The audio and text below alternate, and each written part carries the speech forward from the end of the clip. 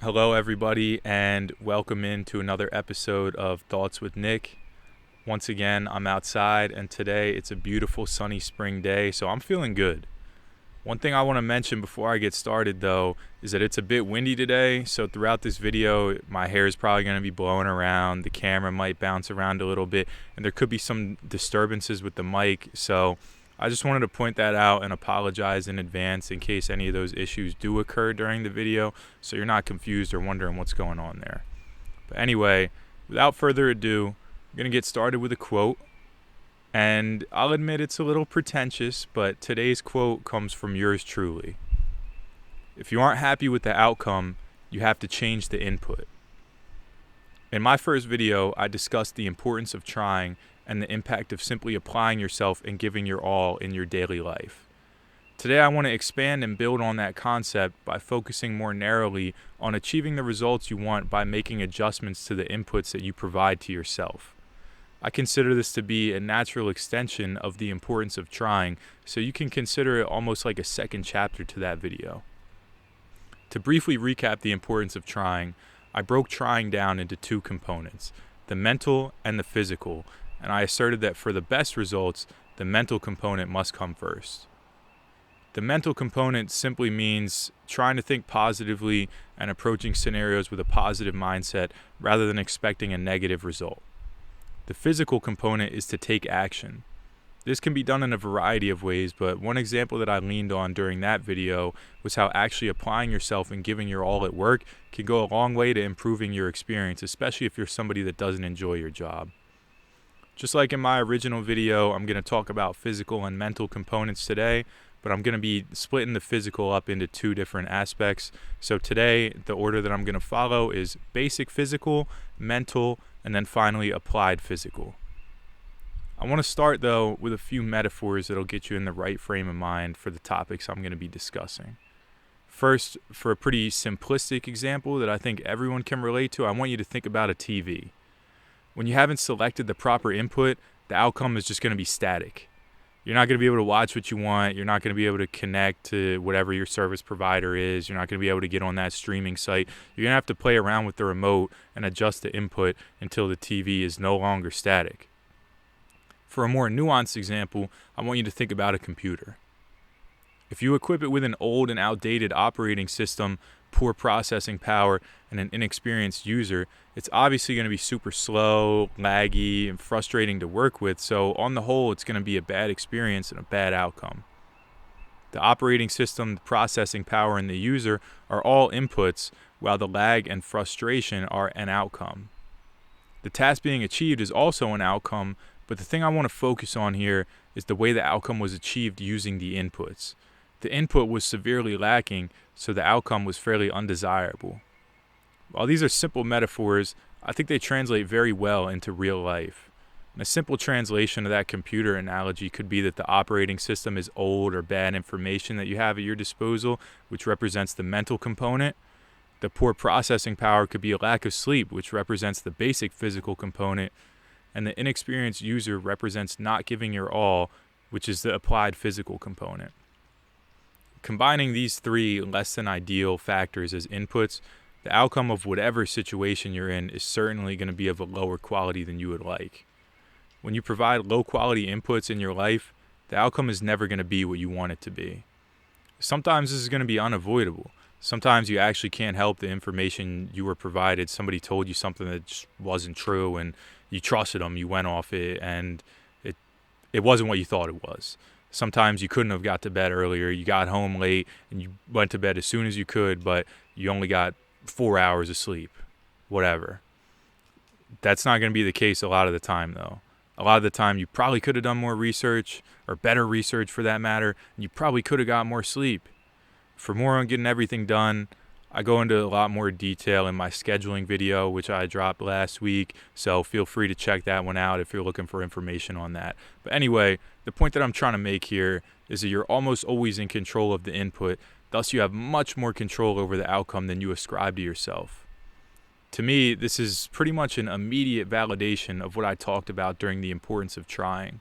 By improving your input, which requires trying, you can really influence the results in your favor. I think it makes most sense to start on the physical side with biological inputs: food, water, and sleep. This is the basic physical component.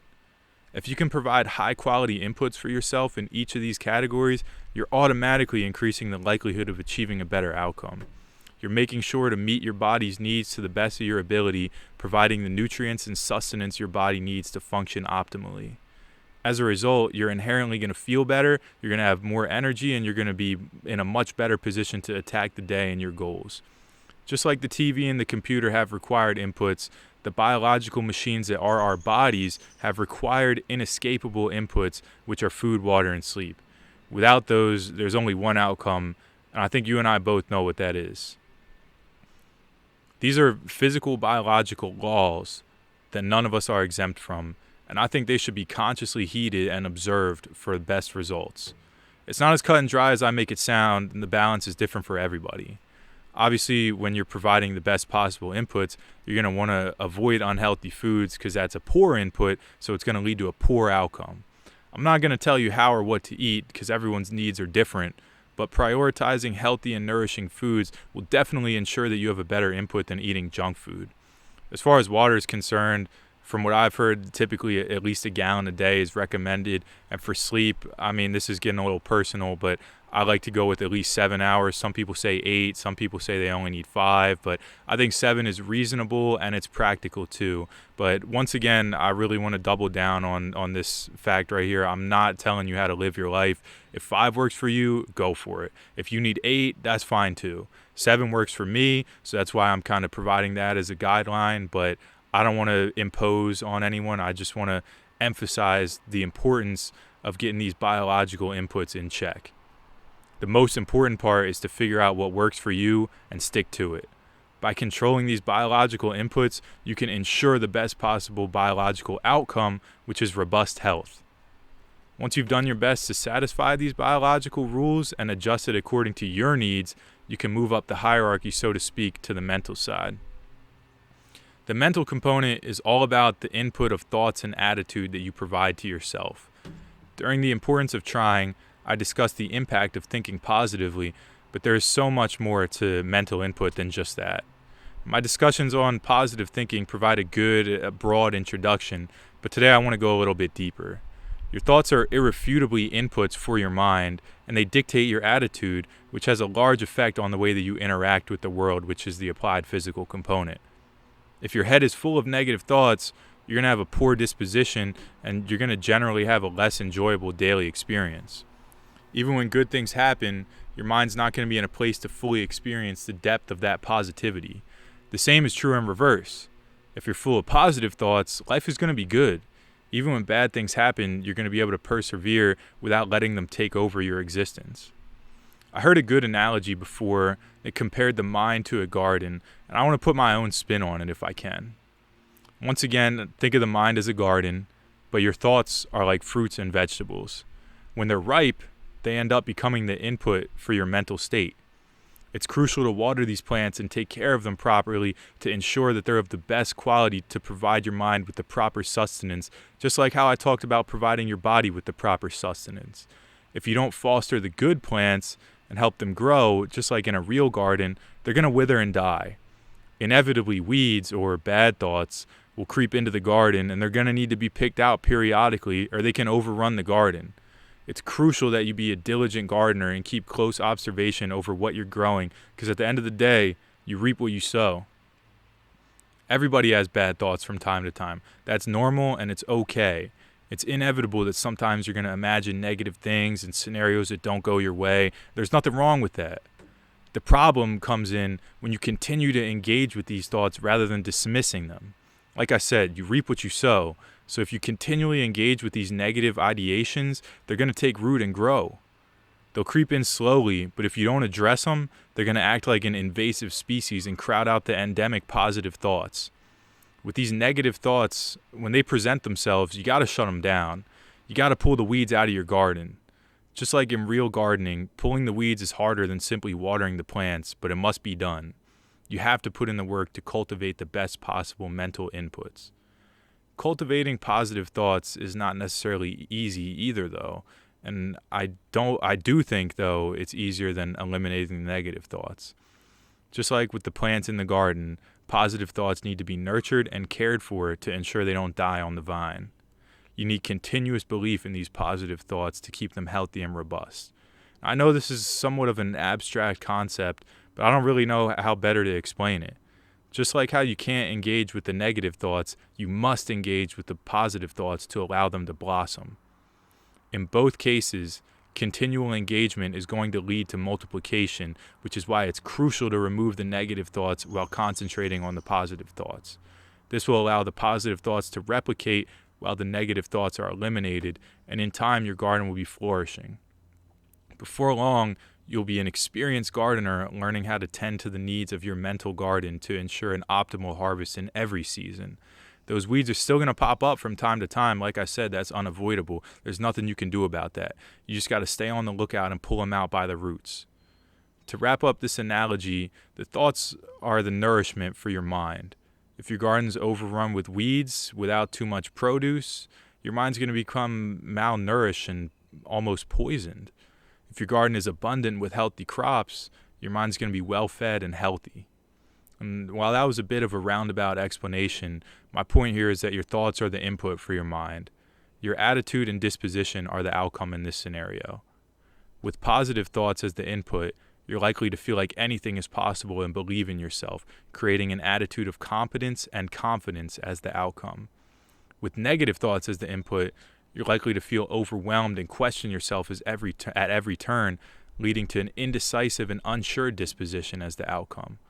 Obviously, feeling competent and confident is going to make you more likely to attack the day, get out of your comfort zone, take risks, and make the most of every opportunity, while feeling indecisive or unsure is going to keep you sheltered and stuck in place. If you don't provide your mind with the best quality inputs, you're not going to get a high quality outcome. Once again, the outcome is all about the input. You have the ability to control the input, thus controlling the resultant outcome.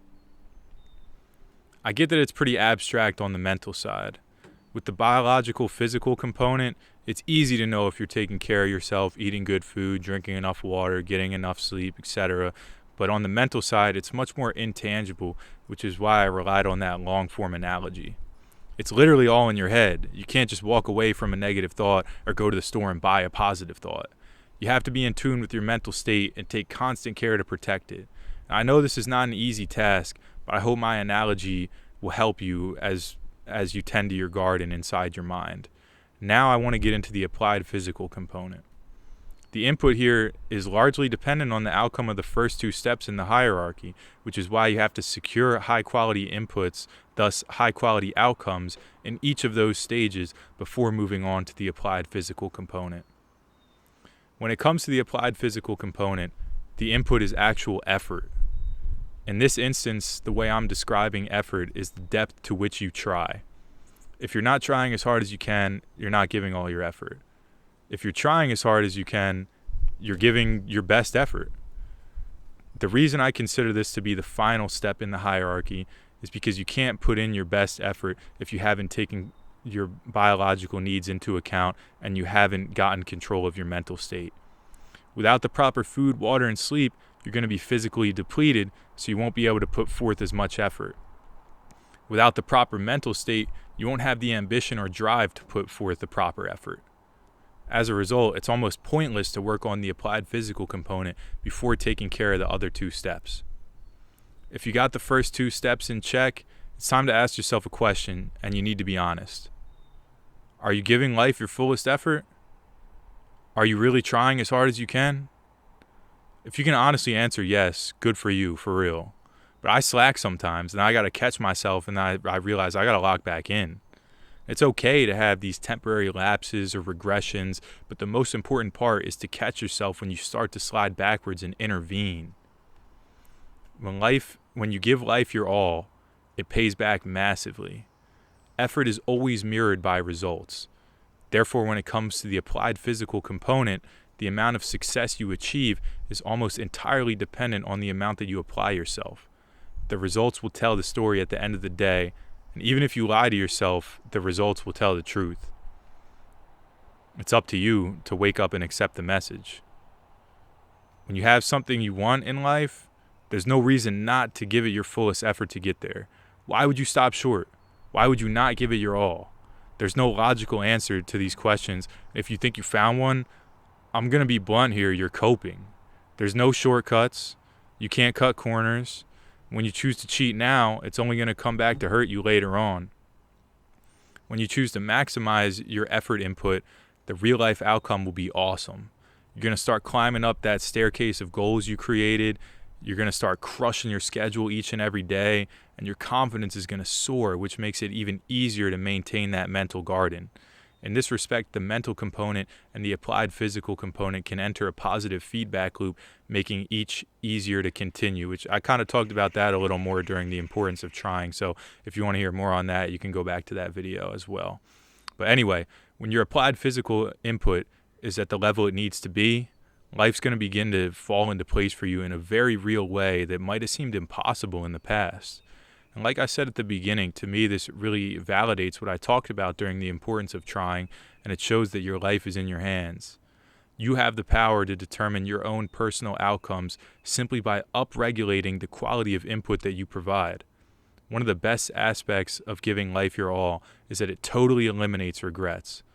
No matter what happens, you'll know that you couldn't have done any more because you gave it your all, and that in itself is a rewarding outcome. And also, depending on your goals, if you adjust the input, you can turn your outcome into income. But anyway, a final point that I want to mention, that I'd be remiss if I didn't mention for that matter, is that the results aren't going to come overnight. You can't spend one day eating right and expect to suddenly feel the difference. You can't tend to your mental garden one time and expect the weeds to stay out forever, and you can't give your full effort temporarily and expect to see a change. As with most things, consistency is key. The results will come in time with patience. You just have to stick with it because it's not an instantaneous transformation, so you can't treat it like one. To summarize what I talked about today, my point and message is that you can control the outcomes of your real life because you're in control of the inputs in 3 distinct areas: biological, physical, mental, and applied physical. By improving biological, physical inputs by eating right, drinking enough water, and getting enough sleep, you can achieve the best possible health outcome. By nurturing positive thoughts and eliminating negative thoughts, you can achieve the best mental outcome.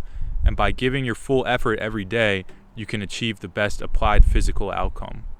Each step builds on the one before it, and when you put all 3 into action, your life will improve drastically in the way you want it to.